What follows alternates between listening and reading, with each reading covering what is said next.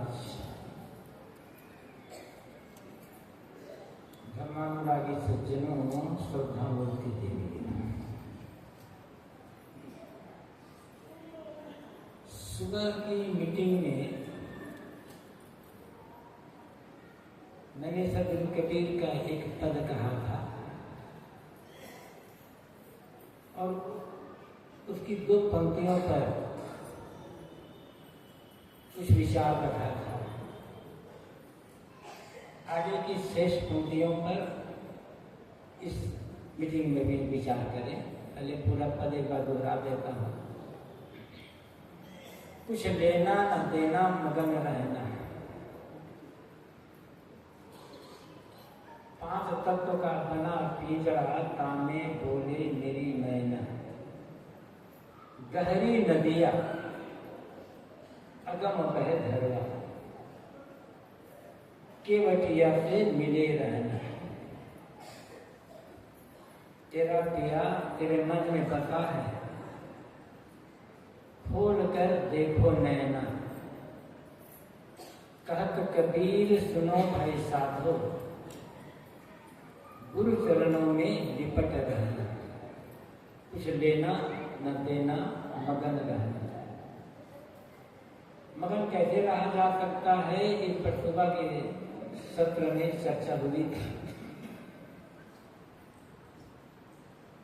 किसी की बुराई की नकल नहीं करना है और जानबूझकर किसी को तकलीफ नहीं देना है। इसके विपरीत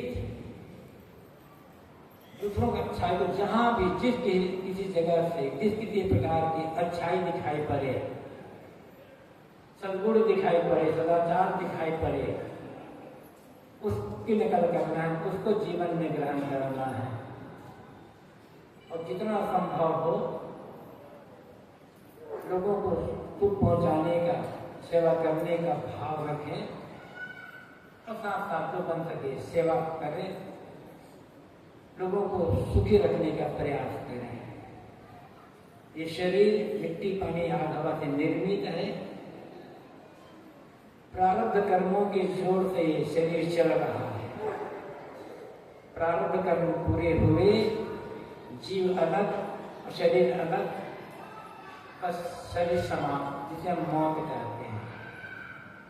शरीर है, शरीर की व्यवस्था करनी है, लेकिन शरीर व्यवस्था करते करते साथ आत्मोद्धार का काम करना है।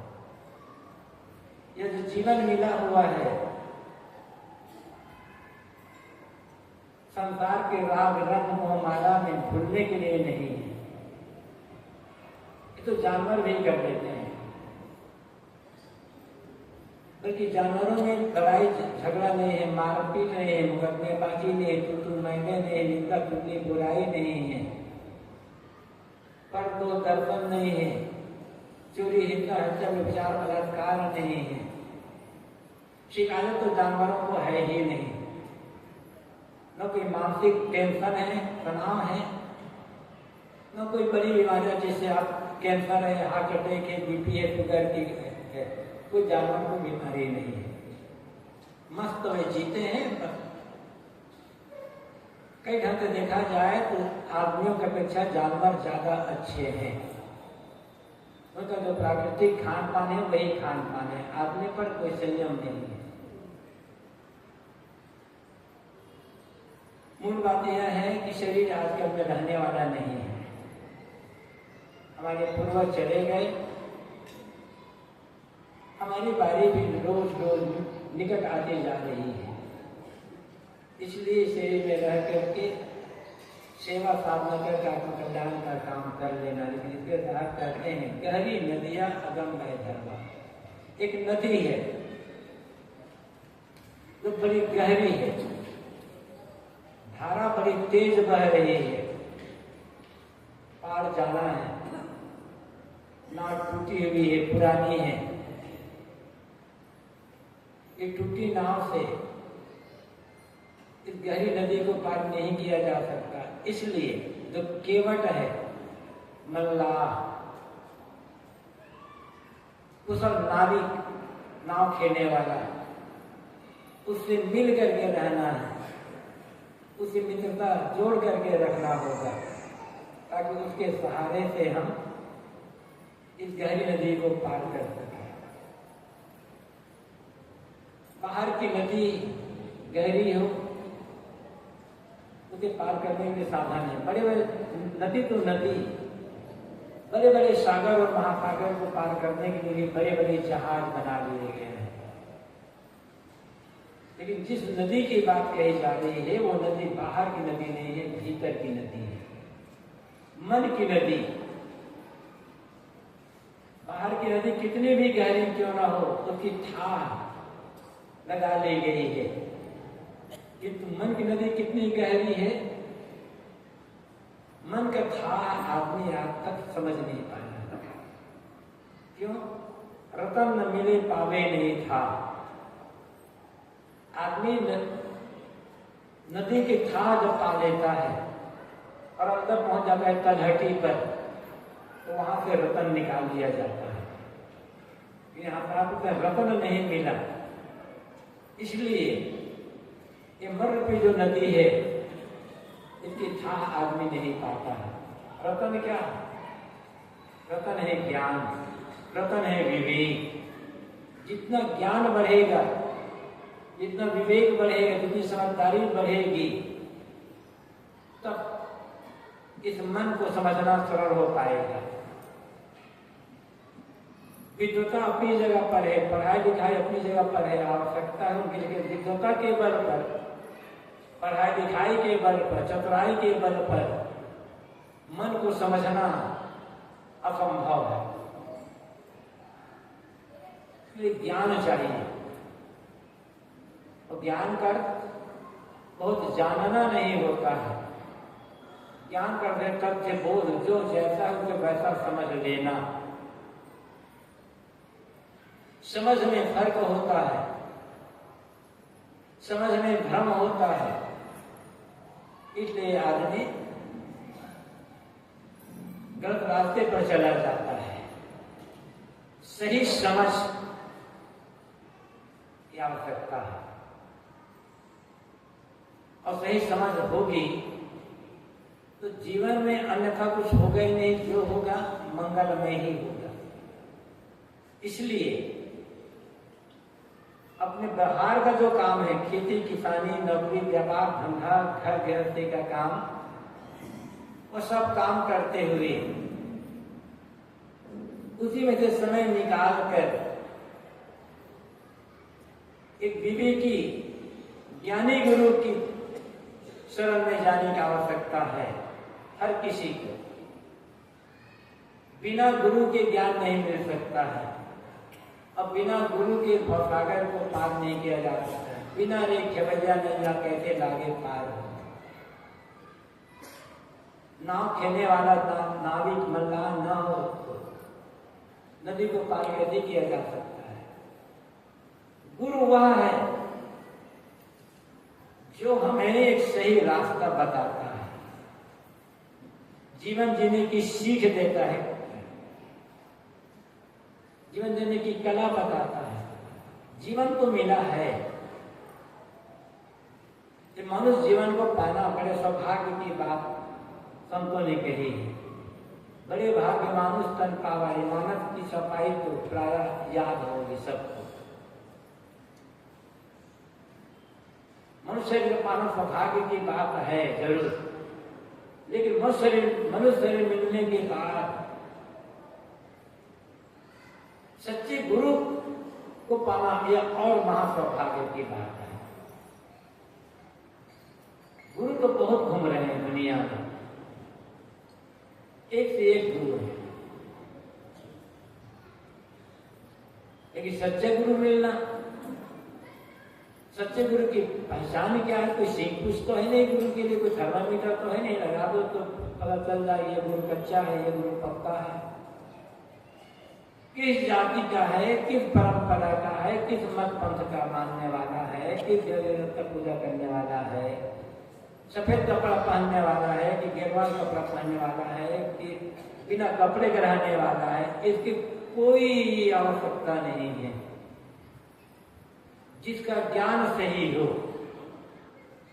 और जिसका आचरण, जिसका त्याग, जिसका वैराग्य सही हो, ऐसा व्यक्ति ही सच्चा गुरु है।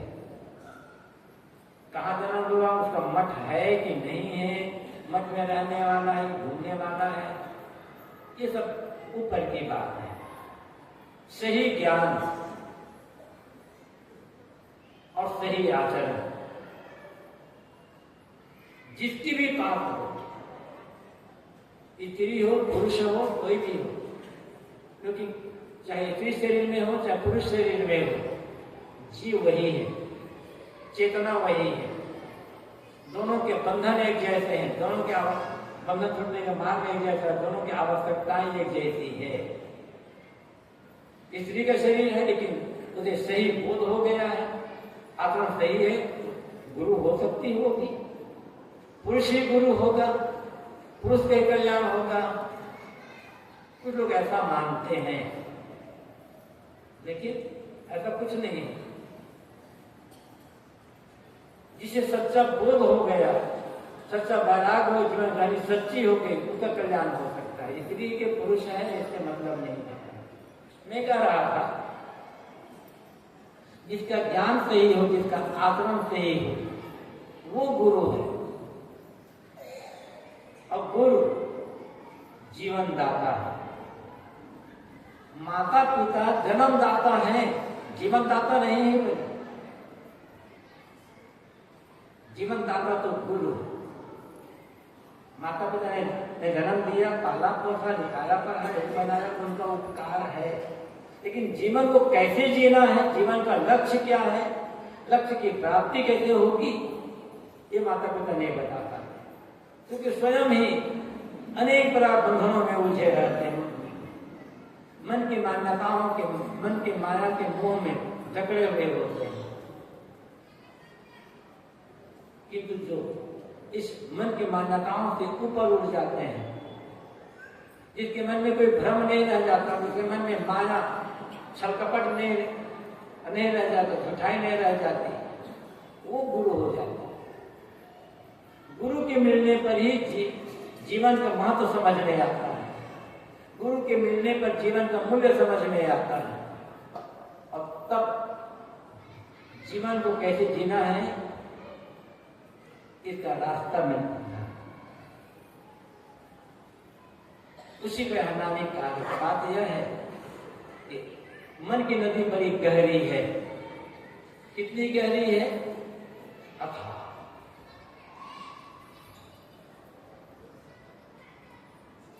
लेकिन पार जाना है,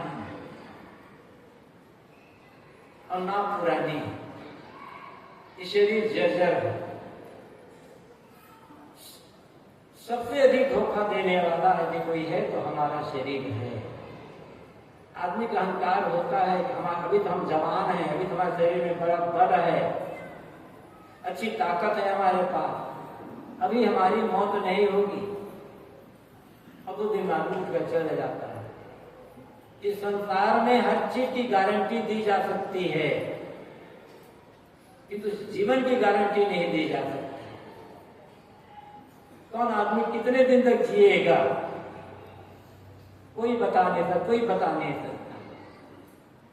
बच्चा पैदा होता है, बहुत सारे लोग जन्म कुंडली बनाते हैं अपने बच्चे की। जन्म कुंडली में लिखा होता है ये बच्चा 70 साल जिएगा, 75 साल, 80 साल, 90 साल जिएगा, और 5-10 साल में मर जाता है। कोई फिर 25-30 साल में मर जाता है। जन्म कुंडली तो धोखा है। जन्म कुंडली बनाने के चक्कर में पड़िए ही मत।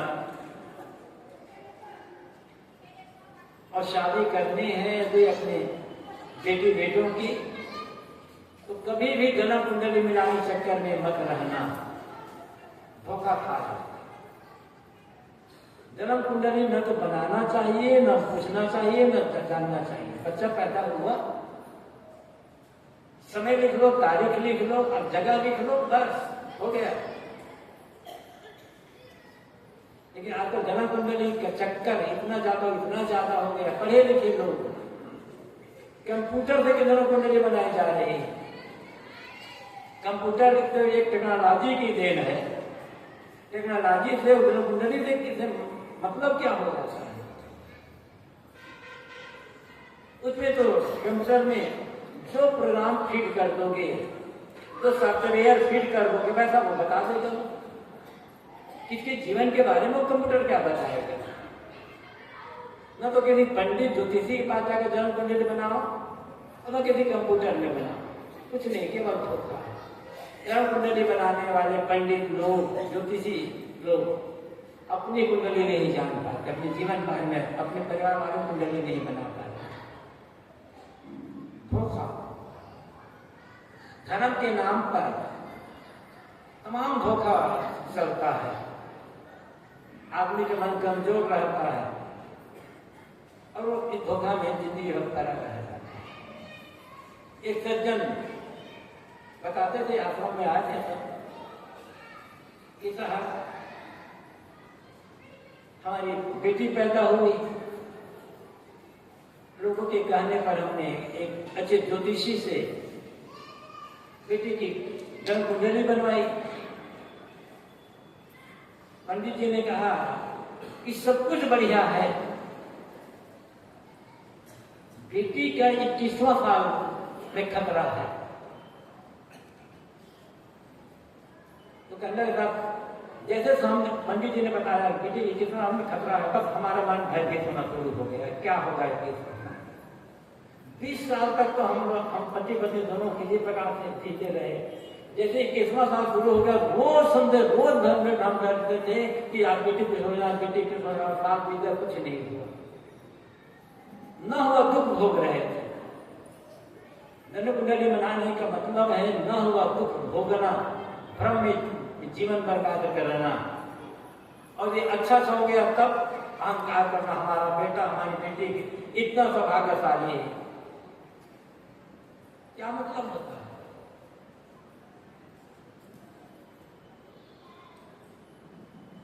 तो मैं ये कह रहा था, इस शरीर की कोई गारंटी नहीं दे सकता है कि ये शरीर कब तक चलेगा। अत्यंत जर्जर है, अत्यंत कमजोर है ये। साहब ने कहा इसलिए कल काठी काल गुना जतन जतन गुण खाए। कल कमजोर, काठी शरीर, काठ की बनी लग वस्तु शरीर है। क्या कहते हैं कि तुम्हारा शरीर अत्यंत कमजोर है। कालो गुना, इसमें काल का गुण लगा हुआ है। जतन जतन जतन जतन धीरे धीरे एक काल का गुण तुम्हारे शरीर को खोखला बना रहा है। लकड़ी में गुण कीड़े लग जाते हैं, अंदर अंदर लकड़ी को चाल करके खोखला बना देते हैं। शरीर लकड़ी बाहर से सुंदर साफ सुथरी दिखाई पड़ती, भीतर से कमजोर। ऐसे ही शरीर की बात है, देखने में बड़ा सुंदर, लेकिन इसमें काल का गुण लगा हुआ है। ये काल क्या है? काल के अनेक अर्थ होते। काल का अर्थ होता है समय, काल का अर्थ होता है मौत। समय तो चल ही रहा, समय निरंतर चल रहा, समय तो रुकता नहीं है किसी के लिए। और मौत तो आएगी, कब आएगी पता नहीं है, उसके वजह से सोचना ही नहीं है। लेकिन मुख्य रूप से काल दो है। एक समय रूपी काल जो धीरे धीरे शरीर को जर्जर कर रहा है। रोज रोज हमारा शरीर कमजोर होता चला जा रहा है। और दूसरा काल है अज्ञान। बाहर शरीर रूपी काल, बाहर समय रूपी काल शरीर को जीर्ण कर रहा है, और भीतर मन में अज्ञान और वासना रूपी काल मन को जीर्ण कर रहा है। शरीर तो जीर्ण हो गई होगा, अज्ञान और विकारों के कारण हमारा मन जीर्ण न होने पाए। इसी के लिए कहा गया है कि के बैठे से मिले रहना, जो के बैठे मन लाल, उस गुरु से मिल करके रहो। मिलकर रहने का अर्थ क्या है? गुरु का उपदेश, गुरु का आदेश निर्देश का पालन करना। किसी भी गुरु से जुड़ने का अर्थ होता है गुरु के उपदेश अनुसार से जीवन व्यतीत करना, संतोष पूर्वक, सहनशीलता पूर्वक जीवन जीना। गुरु कितने भी बड़े क्यों न हो, गुरु से दीक्षा ले लिए तो काम नहीं बनने वाला है। ये तो एक शुरुआत है, शिष्टाचार है, औपचारिकता है। अपनी दीक्षा होती है गुरु की शिक्षा का जीवन में पालन करना। थोड़ा थोड़ा सही, थोड़ा थोड़ा, जितनी शक्ति उतना करते चलो, करते जाएंगे, ताकत बढ़ेगी, बल बढ़ेगा, हौसला बढ़ेगा। और देखें धीरे धीरे करते करते आप कुछ वर्षों में मन अपना आपको बलवान बन जाएगा। ये बड़ी बड़ी समस्याएं भी आपको परेशान नहीं कर पाएगी। मन जितना कमजोर होगा, छोटी छोटी समस्याएं परेशान कर देगी। इसलिए मन को बलवान बनाने का आवश्यकता है, और बिना गुरु ज्ञान के मन बलवान नहीं हो सकता है। मन तो सबके पास है। घटना, एक ही घटना घटी है, उसी घटना को लेकर एक आदमी रो रहा है, एक आदमी शांत बैठा हुआ है। क्यों? अंतर क्या है? जिसका मन कमजोर है वो रो रहा है, और जिसका मन बलवान है वो शांत बैठा है। शरीर कितना बलवान है यह महत्वपूर्ण नहीं है, महत्वपूर्ण है कि मन कितना बलवान है।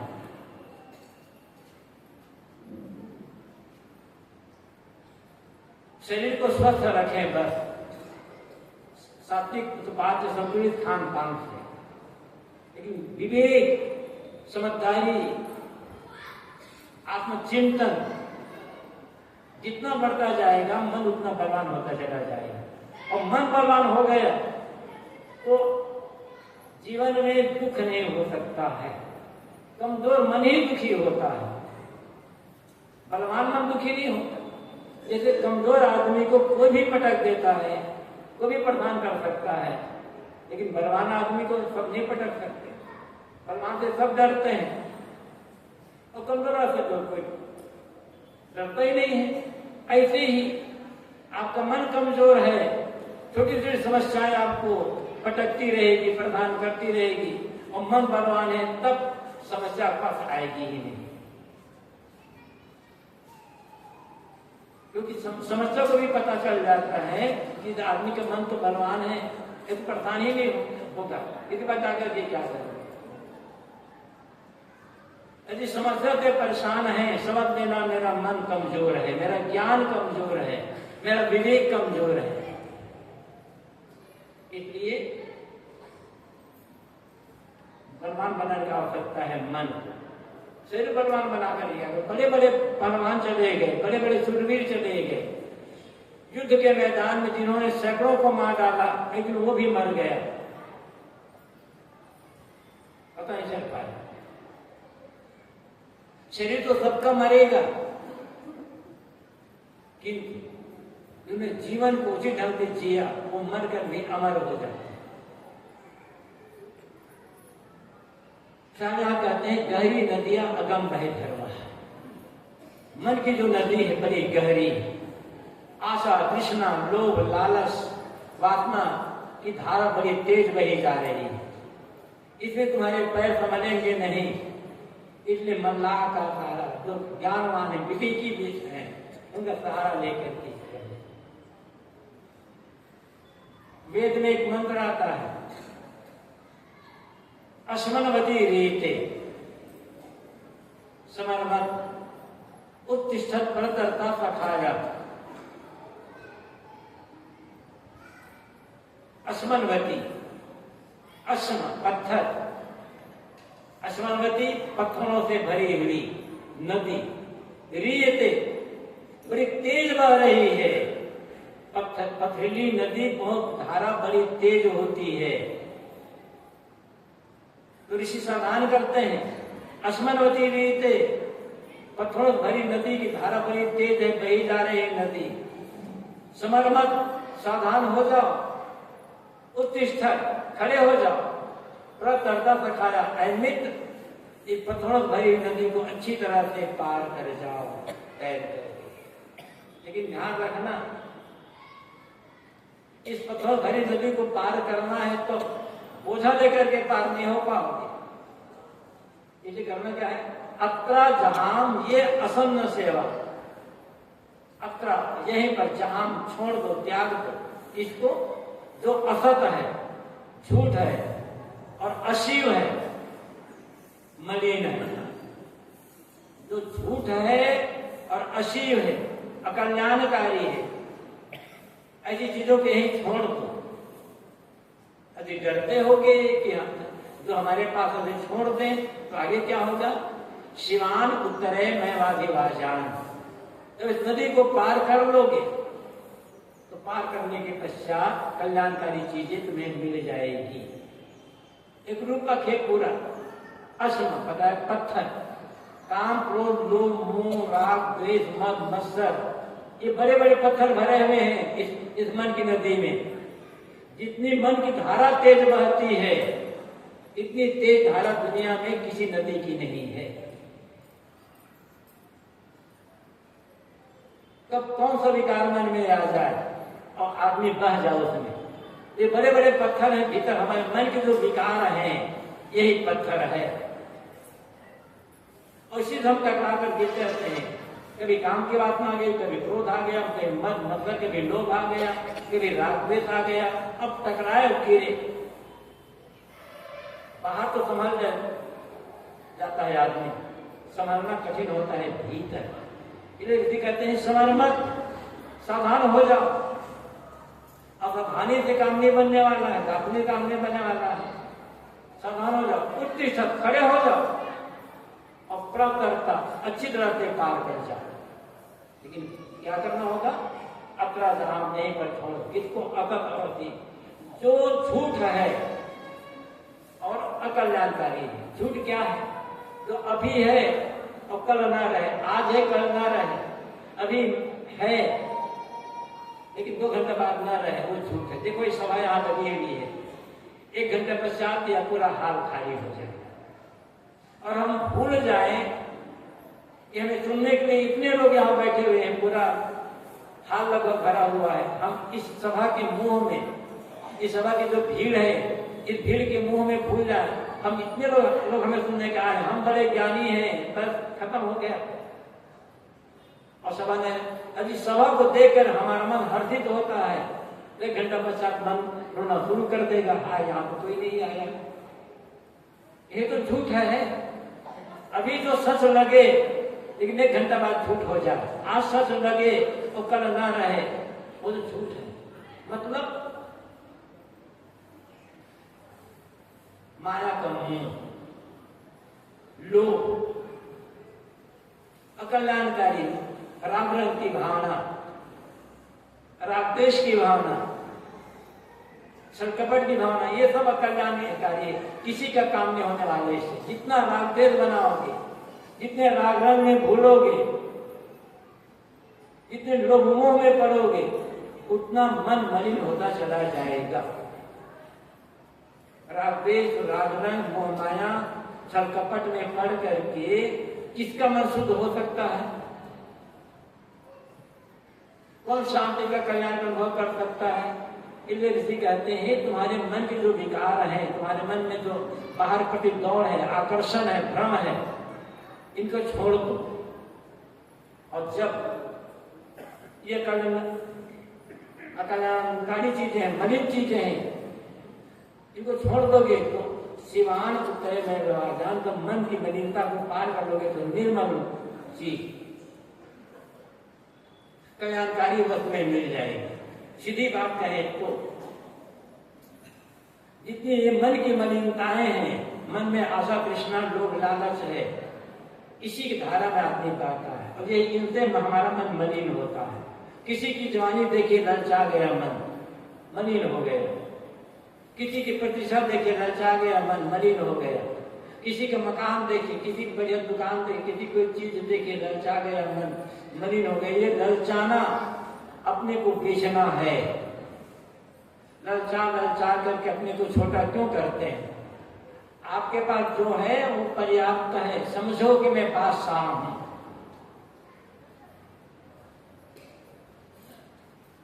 किसी के आगे भीख तो नहीं मांगते हो खाने के लिए, अपना कमाते अपना खाते हो, तो अपने बात हो ही अपने घर के। स्त्री और पुरुष और सब अपने अपने घर के बादशाह हैं। बादशाह बन करके जियो, भिखारी बन करके मत जियो। है ये मिल जाए, वो मिल जाए, वो मिल जाए, काम करते रहो, जरूरत पड़ेगी तो मिल जाएगी। ललचाने का मतलब है अपने को भिखारी बना देना। ललचाने का मतलब है अपने को दरिद्र बना देना। ललचाने का मतलब होता है अपने को बेच देना, गुलाम बना देना। इसलिए गुलाम बन करके न जिए। जितनी इच्छा कामना तृष्णा होगी, जितना लोभ लालच होगा, उतना गुलाम बनते चले जाओगे।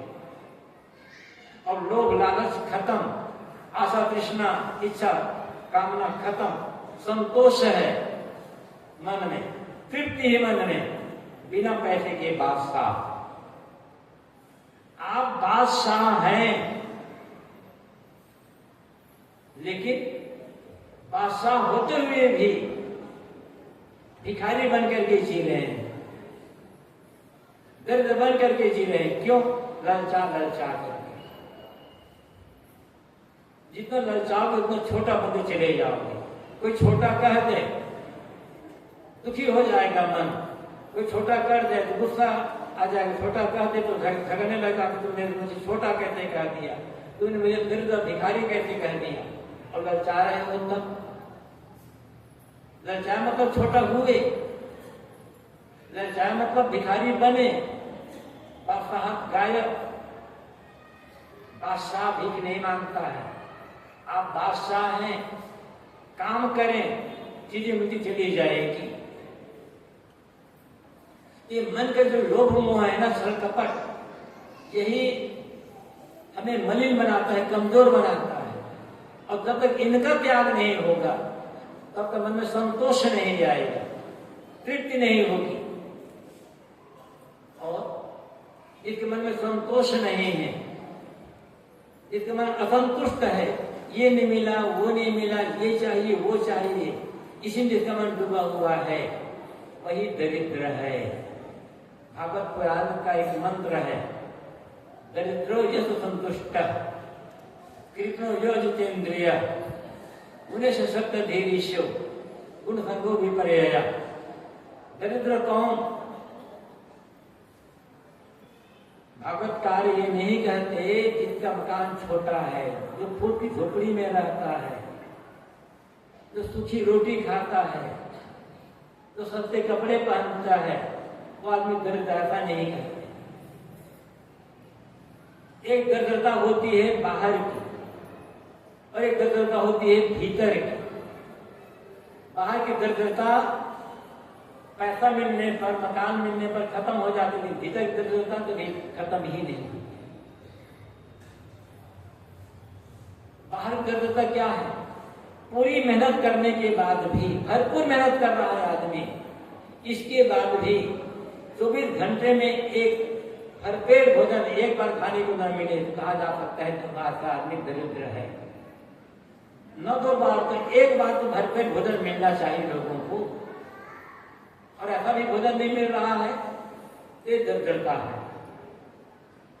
और ऐसा दरिद्र आज कोई नहीं, सबको भरपेट खाने को मिल रहा है, रहने को मकान मिले हैं, पहनने कपड़े मिले हैं, लेकिन भीतर दरिद्रता और चाहिए और चाहिए और चाहिए, असंतोष। ये तो अरबपति नहीं खरबपति होने पर भी ये मिटेगी नहीं दरिद्रता। वो स्वामी जी ने क्या कहा है मानस में? नहीं दरिद्र सम दुख जग माही। संसार में दरिद्रता के समान कोई दुख नहीं है। दरिद्रता दुख है, निर्धनता दुख है, और निर्धनता के समान कोई दुख नहीं है। तो गोस्वामी जी को लिखना चाहिए था पैसा मिला सब दुख छुना है। या मंत्री बनने समान कोई सुख नहीं। गोस्वामी जी ने क्या लिखा, संत मिलन संत कुछ ना है। यदि गोस्वामी जी ये समझते कि पैसे का न होना दुख का कारण है, तो गोस्वामी जी ये लिखते कि पैसे की मिलना सुख का कारण है। लेकिन गोस्वामी लिखते क्या है, नहीं दरिद्र सम दुख जग माही, दरिद्रता के समान दुख नहीं है दुनिया में कोई। किंतु संत मिलन संत बने, संत मिलन समान कोई सुख नहीं। क्यों? संत शीतल दरिद्रता को मिटा देता है। जिसके लिए गोस्वामी जी कहते हैं दरिद्रता बाहर दरिद्रता नहीं है, भीतर की दरिद्रता है, असंतोष, शिकायत करना, क्या कहें ये नहीं मिला, क्या कहें वो नहीं मिला, क्या कहें वो नहीं मिला। जब जो मिले उसमें संतोष रखें, आगे काम करें, जिसकी आवश्यकता होगी वो चीज मिल जाएगी। ये विश्वास रखें मन में, जिसके बिना आप जीवित नहीं रह सकते वो चीज आपको मिल करके रहेगी, क्योंकि आप तक मिली है। यदि न मिली होती तो जीते कैसे होते? आप जीवित है, इसका मतलब हुआ कि जिसके बिना आप जी नहीं सकते वो चीज आपको मिलती रही है और आगे चीजें मिलती रही। विश्वास रखें, संतोष रखें और अपनी योग्यता अनुसार, रुचि के अनुसार काम करते चले बस। तो जब संत मिल जाते हैं तो वास्तविक धन का पता बता देते हैं। हमारा असली धन बाहर का धन नहीं है। बाहर का धन जीवन निर्वाह के लिए है, लोक सेवा के लिए है, यही मिला यही छूट जाएगा। असली धन आत्मधन है, संतोष महाधन है, मन की प्रसन्नता, मन की निर्मलता, ये असली धन है। और ये धन को कोई छीन नहीं सकता, और ये धन कोई आपको देगा भी नहीं। आपके पास है, हर आदमी के पास है, लेकिन हम समझ नहीं रहे हैं इस धन को। हम बाहर के धन को धन समझते हैं। बाहर का पैसा धन धन है वो, लेकिन सिर्फ शरीर तक है उसको धन की आवश्यकता, और धन शरीर तक ही साथ दे पाएगा। पैसा भरा पड़ा हमारा है, मन में टेंशन बना है, नींद नहीं आ रही है, वो पैसा क्या करेगा आपका? आप बिस्तर पर 5 करोड़ रुपया रख दो और सोचो मुझे नींद आ जाएगी? नींद नहीं आएगी बिल्कुल, चिंता मारे कि कोई उठाकर न ले जाए। लेकिन जितना ज्ञान बढ़ेगा, जितनी समझ बढ़ेगी, जितना विवेक बढ़ेगा, जितना संतोष बढ़ेगा, नंगी जमीन पर ही सुख की नींद सो सकते हैं। जो धन आपके सुख को छीन ले, आपकी नींद को छीन ले, वो धन कहां होगा? धन तो वह है जो आपको हर स्थिति में, हर जगह, हर परिस्थिति में शांत रखे, संतुष्ट रखे, सुखी रखे। वो आपका असली धन, हमारा हर व्यक्ति असली धन। वो कौन है? ज्ञान, विवेक, समझदारी, संतोष। और जिसके पास ये नहीं है वो दरिद्र है, असंतुष्ट। इसलिए भागवतकार कहते हैं दरिद्रो यश संतुष्ट। दरिद्र कौन है?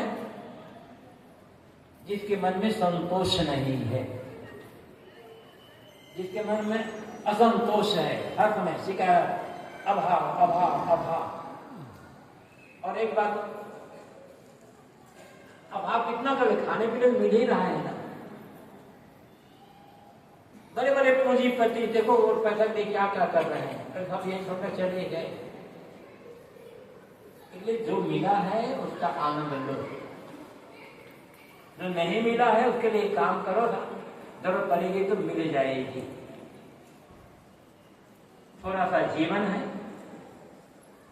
कभी जीवन का दीपक बुझ जाए कहां नहीं जा सकता। लेकिन आदमी भ्रम में जीता है, पल की तो खबर नहीं है, समान 100 बरस का। आगाह अपनी मौत से कोई बकर नहीं, समान 100 बरस का पल की खबर नहीं। आगाह सावधान, कोई बकर, कोई आदमी अपनी मौत से सावधान नहीं है कि मौत आने वाली है। फल की तो खबर नहीं है अगले पर क्या होने वाला है, और 100 साल की व्यवस्था करते चले जा रहे हैं। व्यवस्था करना है, व्यवस्था करिए। लेकिन जैसे बाहर की व्यवस्था कर रहे हैं, मकान की व्यवस्था करते हैं, घर परिवार की व्यवस्था करते हैं, खेत खलिहान की व्यवस्था करते हैं, दुकान व्यापार की व्यवस्था करते हैं, रुपये पैसे की व्यवस्था करते हैं, ऐसे ही क्या अपने जीवन की भी व्यवस्था कर रहे हैं?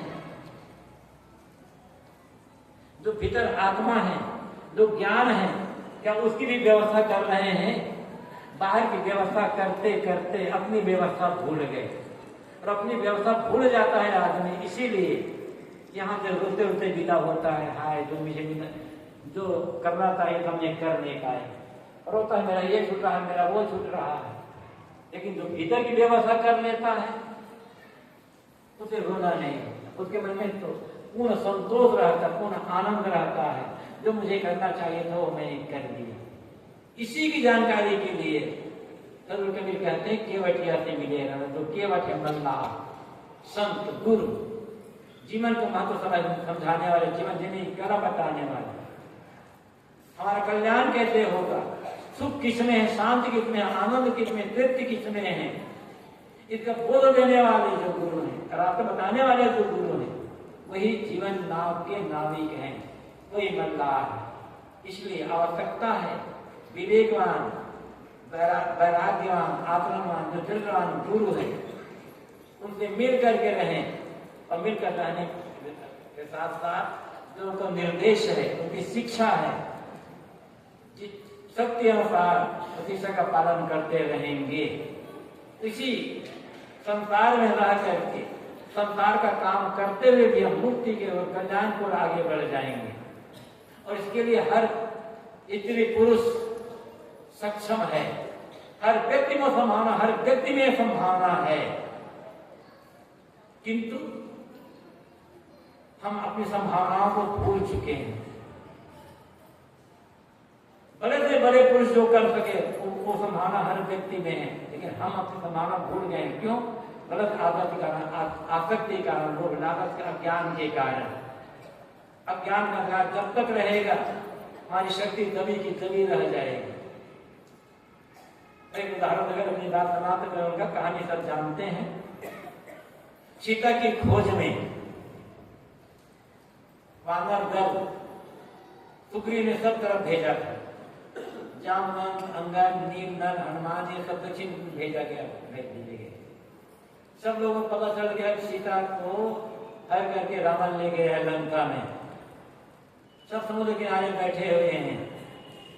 अब देखते हैं कि 100 योजन का समुद्र है, पार करके कौन जाकर सीता पता लगाएगा।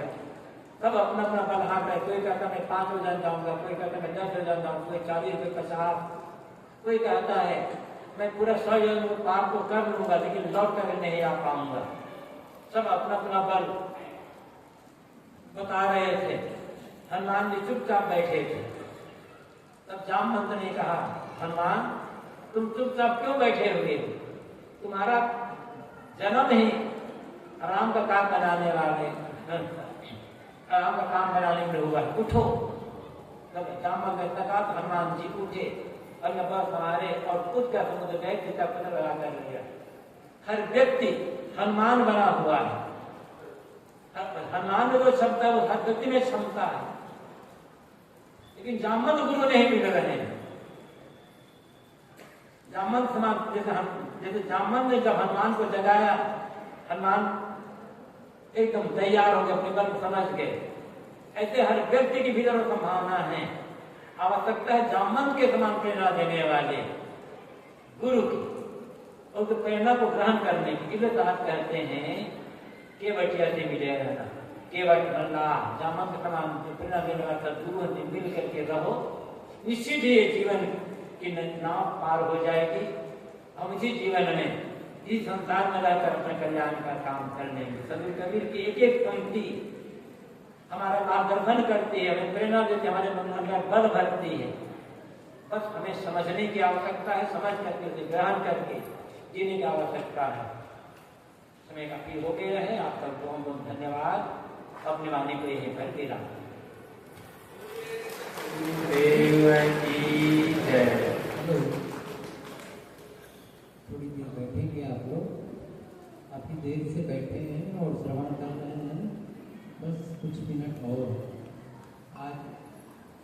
कार्यक्रम का दूसरा दिन, दूसरी सभा समाप्त हो रही है।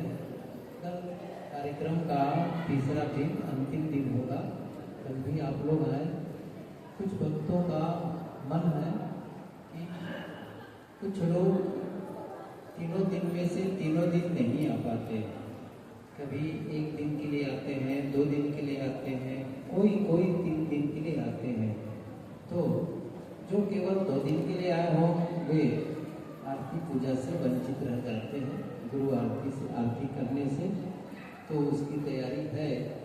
आरती का छोटा सा कार्यक्रम संपन्न होगा। आप लोग पूज्य साहब जी से मिल लेंगे, फिर यहाँ से प्रस्थान करेंगे।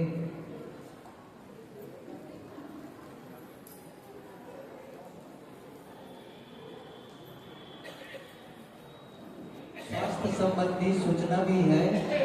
आप लोगों का कोई शारीरिक स्वास्थ्य में गड़बड़ी हो, तकलीफ हो, तो निःशुल्क में वो स्वास्थ्य की जांच करेंगे, सलाह देंगे और संभवतः कुछ दवाइयों की भी बात होगी। संप्रदाय को मानने वाला व्यक्ति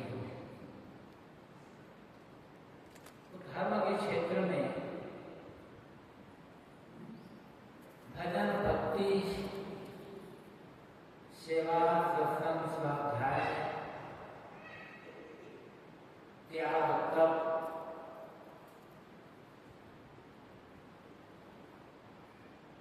और ध्यान साधना, ये सब जो किए जाते हैं उन सबका फल क्या होना चाहिए?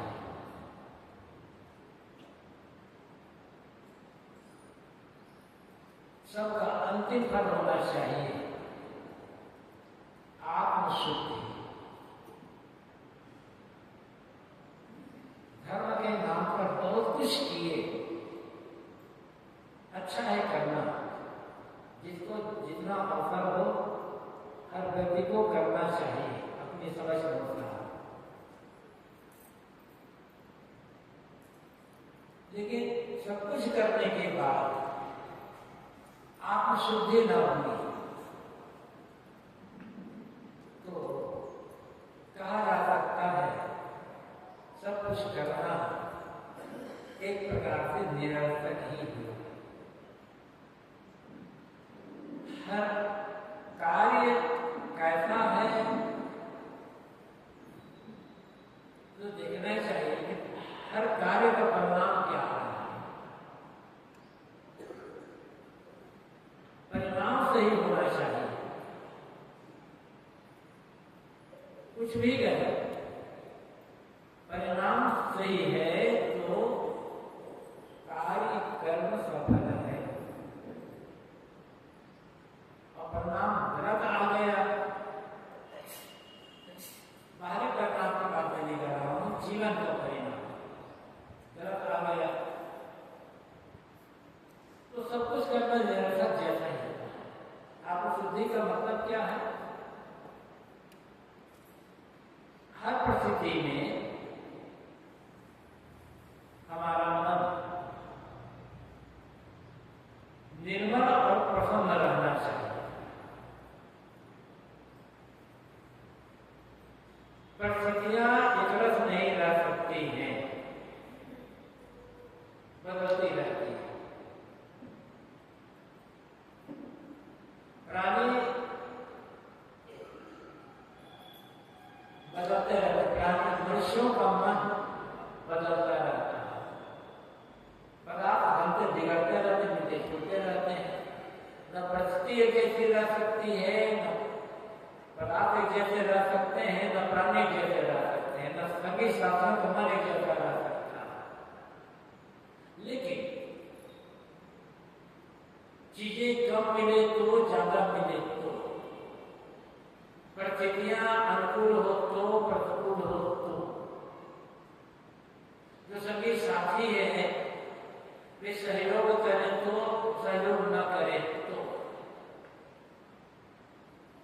हर समय यदि मन निर्मल और प्रसन्न है तो समझना होगा ये जीवन की हमारी वास्तविक पूंजी है, असली कमाई है।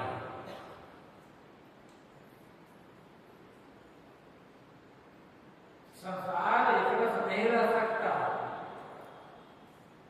सब कुछ बदलने वाला है। वेद में एक मंत्र आता है, न नूनम अस्ति न स्व कस्तद्वेद यदद्भूतम् अन्यस्य चित्तम् अभिसंचरणीयम् उदाधि विनश्यति न नूनम अस्ति, न नहीं, नूनम निश्चित, अस्ति है, जो निश्चित है वो नहीं है। मतलब अभी जो कुछ हमें प्राणी पदार्थ मिले हुए हैं, ये सब होते हुए भी मालूम नहीं। देखें, 1 घंटा के पहले ये सभा किसी और रूप में थी, अभी किसी और रूप में है, और 1 घंटे के पश्चात ये सभा बिखर जाएगी। तो इसको देखना, जो है उसको देखते हुए अंत में क्या, किसी भी चीज की, किसी भी घटना, किसी भी कार्य का अंतिम परिणाम देखें। हमारा जीवन देखो, एक समय ऐसा था जब हमारा जीवन नहीं था, ये शरीर नहीं था, इसका जन्म हुआ, धीरे धीरे समय बीतता गया, शरीर में परिवर्तन होता गया, और आज इस अवस्था में शरीर है। लेकिन ऐसा आएगा कि शरीर नहीं रह जाएगा, जला दिया जाएगा, गाड़ दिया जाएगा, अब सर्वथा ये शरीर खत्म होता जाएगा। ऋषि कहते हैं जो है वो नहीं रहने वाला है, होते में भी नहीं, एक प्रकार नो सुख, जो कल आएगा भी नहीं रहेगा। आज सुबह का जो समय था, क्या हम कोशिश करके उस समय को वापस ला सकते हैं? आज का समय, आज की सुबह, वो बीते गई सुबह। अब कितनी कोशिश करो, कितनी भी कोशिश करो, कितने वैज्ञानिक उपाय कर रहे हैं, आज की सुबह कभी वापस नहीं आने वाली है। उस समय से लगती थी, लेकिन आज छूट हो चुकी। नस्ल कतद्वेद यदद्भूतम्, या आश्चर्य में संसार कहां से आया, कैसे चलता है, कौन चला रहा, घटना कैसे घटित हुई, कौन बता सकता है कि भाई पूरा का पूरा। अन्य चित्तम अभिसंचरणीयम्, लोगों का जो मन है बहुत चंचल है, बदलने वाला है। कब किसका मन कैसा बदल जाए कहा नहीं जा सकता। आज जो मित्र है कल शत्रु हो सकता है, आज जो शत्रु है कल मित्र हो सकता है। इसीलिए आंख मूंद कर किसी पर विश्वास करने की आवश्यकता नहीं है, और आंख मूंद कर किसी पर संदेह करने की आवश्यकता नहीं है। संदेह तो होना ही नहीं चाहिए, विश्वास भी करना है तो जांच परख करके है, सोच समझ करके विश्वास करें। आंख मूंद करके विश्वास कर लेते हैं, वही धोखा खाना होता है। बिना विश्वास के 2-4 लोग एक साथ रह नहीं सकते, और बिना विश्वास के कोई काम हो नहीं सकता है।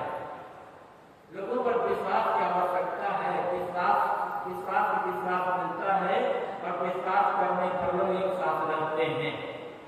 किंतु आंख मूंद करके विश्वास, ब्लाइंड फेथ जिसे कहा जाता है, धोखा खाना। संदेह तो गड़बड़ी पैदा करता ही करता है। मन में संदेह है तो अपने घर में ही शांत रहना कठिन हो जाएगा। अपरिचित आदमी पर संदेह करना पड़ता है, लेकिन ज्यादातर बात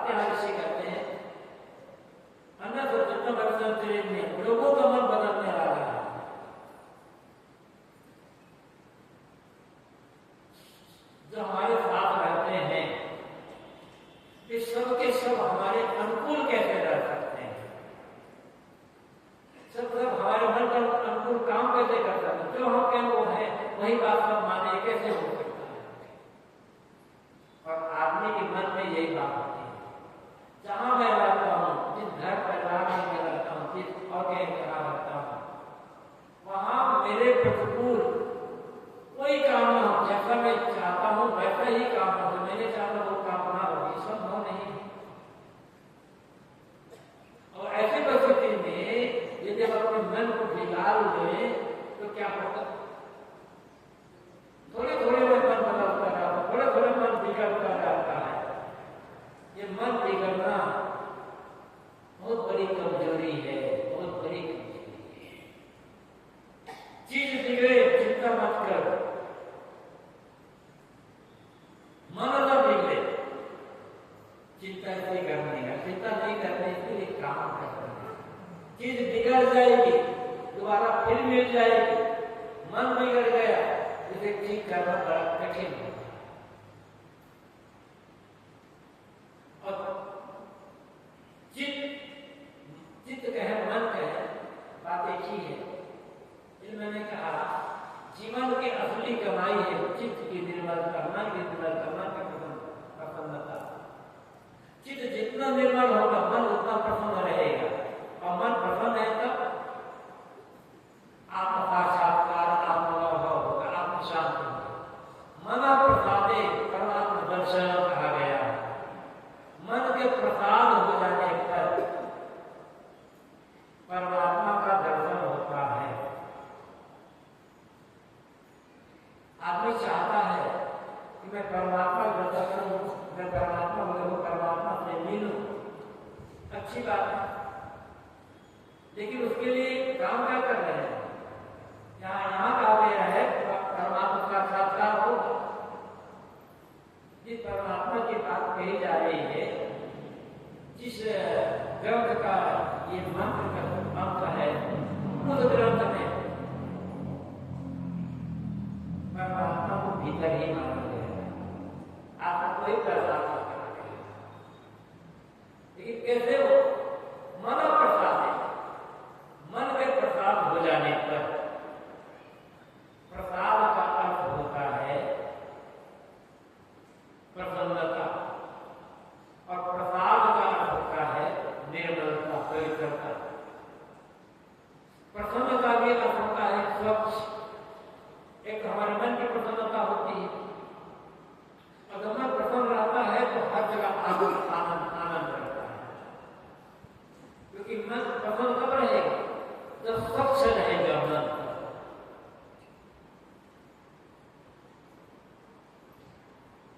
तो मन प्रसाद परमात्मा रखना, अपना साक्षात्कार को, परमात्मा साक्षात्कार को मन के प्रसाद होने पर ही संभव। दुखी क्यों है मन? क्यों अशांत, क्यों उदास रहता है मन? क्योंकि मन निर्मल नहीं। खाने पीने को पर्याप्त चीजें हैं। यदि किसी व्यक्ति के घर, किसी व्यक्ति के पास पेट भर खाने का अन्न न हो, उसे पेट भरने की चिंता रहती है।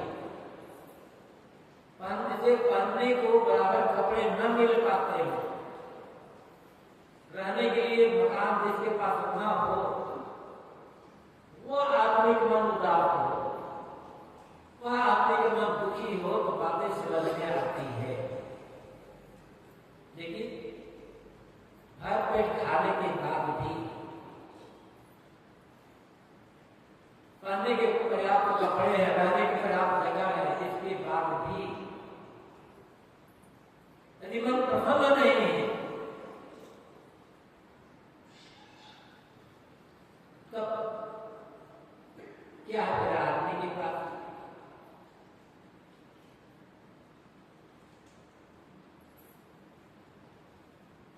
इसलिए मैंने कहा आप काम तो करना ही है, हर आदमी को काम करना है और काम करते रहेंगे, जीवन की चीजें मिलती रहेगी, किसी की बात चीजें कम होगी, किसी की बात चीजें ज्यादा होगी, बराबर तो चीजें हो नहीं सकती है। तो चीजें कम हो तो, चीजें ज्यादा हो तो मन प्रसन्न होना चाहिए। भक्ति क्यों करते हैं,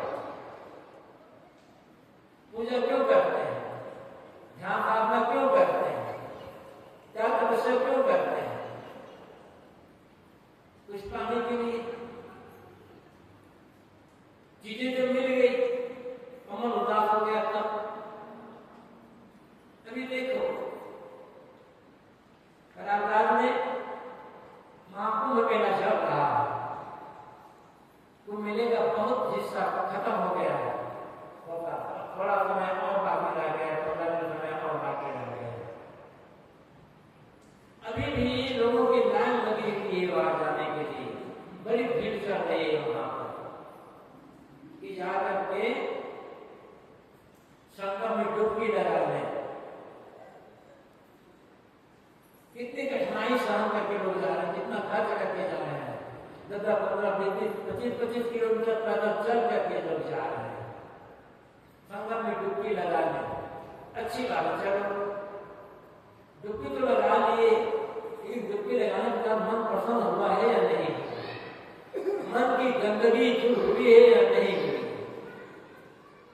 यदि मन की गंदगी दूर नहीं हुई, मन की मलिनता दूर नहीं हुई, तो संगम में डुबकी लगाने से फायदा क्या होगा? और यदि मन निर्मल है, मन में कोई गंदगी नहीं है,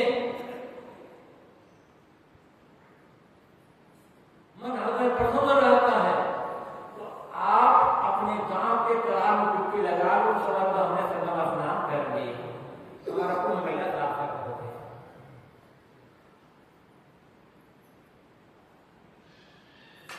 और इतने दूर गए, वही मलिनता है मन में, वही गंदगी है मन में, वही उदासीनता है मन में, वही दुख है मन में, तो संगम डुबकी लगाने का, संगम में डुबकी लगाओगे तो क्या परिवर्तन हो जाएगा, क्या मिल जाएगा संगम डुबकी लगाने से?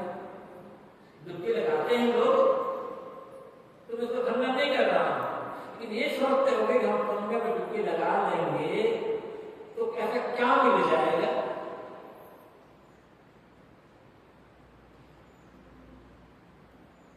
भागे जा रहे, भागे। कभी साक्षी याद होगी, नहाए धोए क्या भया,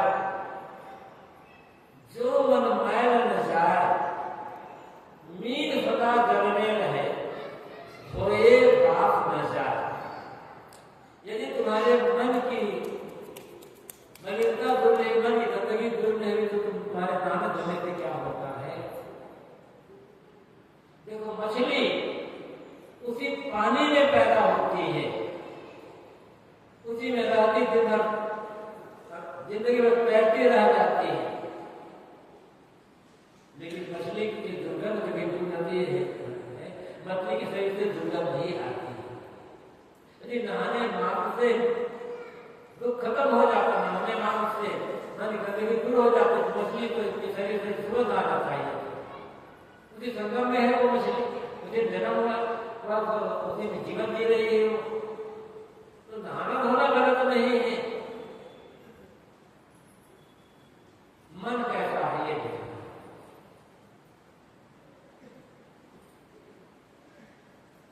तो कहा गया मन प्रसादे परमात्म दर्शनम, मन के प्रसाद हो जाने पर, मन के स्वच्छ और प्रसन्न हो जाने पर परमात्मा दर्शन होता, भटकना नहीं है कहीं किया, परमात्मा पाने के लिए भटकना नहीं है। प्रयागराज परमात्मा बैठाने ही संगम में, और संगम में परमात्मा के राम होगा ना, तो जैसे डुबकी लगाई पहली बार घोड़े का चटक है, और अब नहाओगे तो नहीं मिलेगा।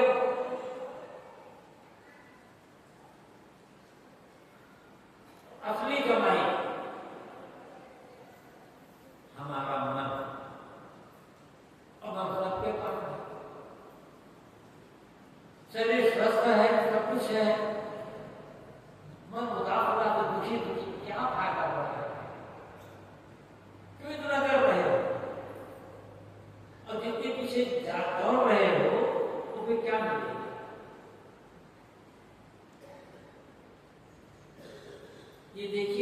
जीवन में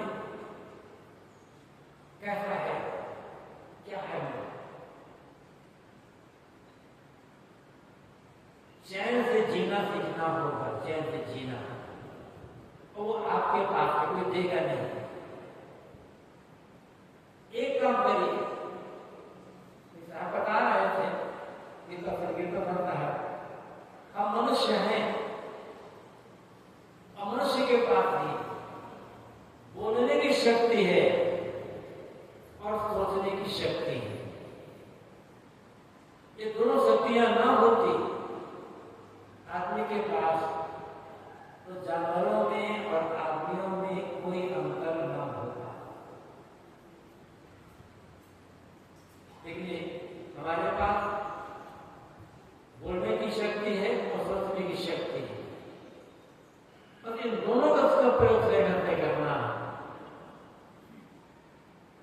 पैसा कम हो गया तो मन गंदा हो गया, ऐसा नहीं है। पैसा ज्यादा हो गया तो मन स्वच्छ जाएगा। पैसे से, जमीन से, जायदाद से, मर्द से, आश्रम से, गद्दी और मानती से, ये मेरे नेता, मंत्री, मुख्यमंत्री, प्रधानमंत्री बनने से मैं मन का मैं नहीं होने वाला है, महात्मा और मलिन हो जाता है। कैसे कैसे सब प्रकट शब्द है राजनीति के क्षेत्र में। मन को शुद्ध करने के कुछ नहीं चाहिए, कुछ नहीं चाहिए, केवल एक काम करिए, जो सोचे अच्छा सोचे, जब सोचे अच्छा सोचे, जिसके बारे में सोचे अच्छा सोचे, चाहे समय हो चाहे व्यक्ति हो, एक आदत बना ले, मुझे अच्छा सोचना है, बस।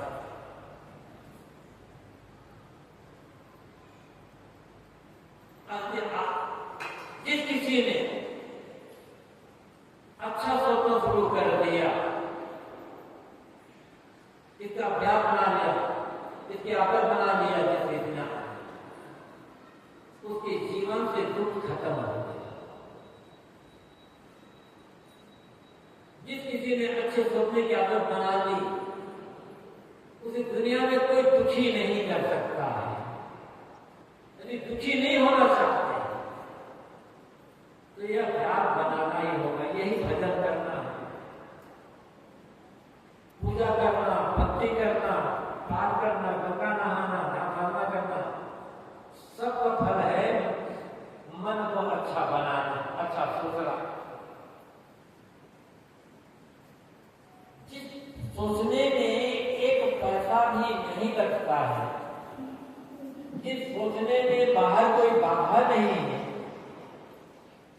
तो सोचना हमारा बिगड़ गया, बिगाड़ा हमने ही।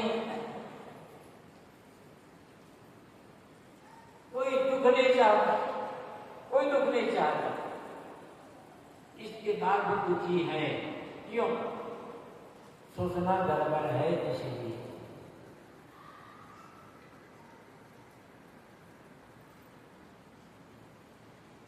और यदि सोचना गड़बड़ है,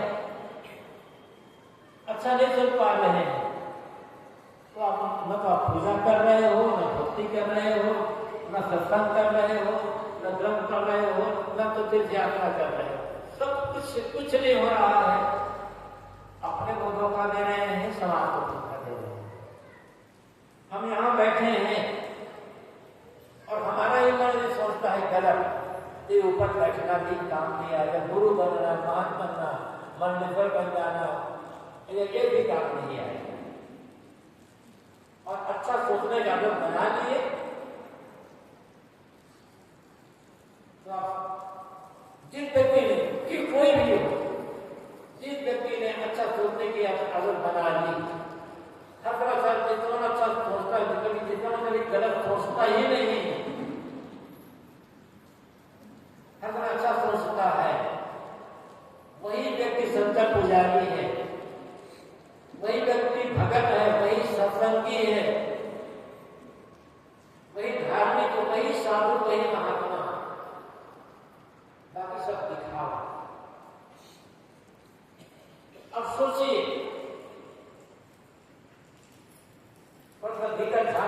देखिए, क्या मैं सही सोचता हूं या दूसरों के लिए मेरे मन में कोई भावना तो नहीं आती, दूसरों के लिए ईर्ष्या तो नहीं आती, दूसरों के लिए घृणा तो नहीं आती, दूसरों के लिए बैर तो नहीं आता। तो तथागत बुद्ध ने कहा है, जो व्यक्ति अच्छा सोचना नहीं जानता है, किंतु जो व्यक्ति केवल बुरा सोचता है, जब सोचता है तब गलत सोचता है, उस व्यक्ति को किसी दुश्मन की आवश्यकता नहीं है, क्योंकि वह व्यक्ति खुद अपना दुश्मन बन चुका है। अपना दुश्मन मत बनिए, अपना मित्र बन जाइए बस। और जो व्यक्ति अपना मित्र बना, जिस व्यक्ति ने अपने आप को मित्र बना लिया, जिस व्यक्ति ने अपने मन को मित्र बना लिया, उसके लिए पूरी दुनिया मित्र बन जाती है, कोई बाहरी मित्र हो या ना हो। और जिस व्यक्ति ने अपने मन को शत्रु बना लिया, बनाया मतलब जो व्यक्ति ने ऐसा मन बनाया कि मन हमेशा सोचता है गलत, उस व्यक्ति के लिए पूरी दुनिया है दुश्मन है। तो इस दुश्मन की आवश्यकता क्या है? इसलिए मैंने शुरू में बात कही थी कि हम जो कुछ भी करते हैं उसका परिणाम होना चाहिए आत्मशुद्धि। आत्मशुद्धि का अर्थ है हर हाल में, हर परिस्थिति में मन का निर्मल और प्रसन्न रहना। और ये होगा कैसे? अच्छा सोचने से। सबसे बड़ा भजन, सबसे बड़ी पूजा, सबसे बड़ा सत्संग अच्छा सोचना है। और इसके लिए हर आदमी स्वतंत्र है, कोई बाधा भाई नहीं है। पैसा भी नहीं लगेगा और कुछ नहीं लगेगा, पैसा निकालने लगेगी। हर समय आप नहा रहे हो बाथरूम में, भाषा सोच सकते हो। यहां तक टॉयलेट बैठे बैठे भी आप अच्छा सोच सकते हो। अरे टॉयलेट बैठे हुए हैं, शरीर से गंदगी निकल रही है और आपका मन अच्छा सोच रहा है, तो आप तो मंदिर में ही बैठे हुए, तो टॉयलेट आपके लिए मंदिर बन जाएगा। जिस व्यक्ति ने अच्छा सोचने का मन बना लिया, उसमें टॉयलेट भी मंदिर बनेगा। फिर तो कल्याण में कोई बाधा नहीं है। और बड़ा से बड़ा मंदिर में चले गए और मन बनता है, तो मंदिर आपको कल्याण नहीं कर पाएगा। इसलिए अपने मन को मन कराइए मंदिर। मन मंदिर बन गया तो बस बेड़ा पार हो गया। इस बात पर हमें ध्यान देने की आवश्यकता है। समय हो चुका है। आने वाले दिनों में संतों द्वारा, अन्य त्यागों और गुरुजनों द्वारा जीवन कल्याण के बारे में अनेक प्रकार सुंदर विचार श्रवण करने को मिलेंगे। इस समय अपने वाणी को मैं यहीं पर विराम देता हूँ। बोलिए सद्गुरु